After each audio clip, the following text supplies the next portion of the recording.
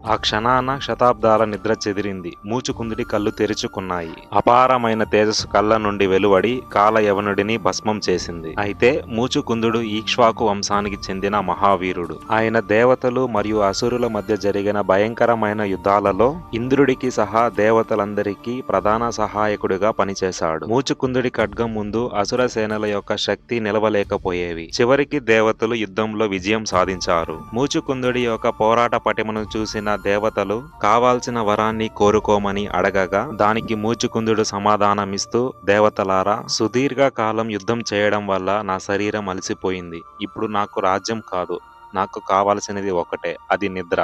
చిరకాలం ఎవరు లేపలేని నిద్రను ప్రసాదించండి అని అడగగా వారు నిన్ను ఎవరైతే బలవంతంగా నిద్ర లేపుతారో వారి శరీరం నీ చూపు శక్తితోనే భస్మమవుతుంది అని ఆశీర్వదిస్తారు. అలా మధురపై దండయాత్రకు వచ్చిన కాలయవనుడు భస్మమవుతాడు. ఆ గుహలో మూచుకుందుడి యొక్క ఎదుట నీలవర్ణుడు, శాంత స్వరూపుడు, పీతాంబరధారి అయిన శ్రీకృష్ణుడు నిలబడి ఉన్నాడు. అలా ప్రయాణం కొనసాగింది. వీడియో నచ్చితే హరే కృష్ణ అని కమెంట్ సెక్షన్ లో తెలియజేయండి మిత్రమా.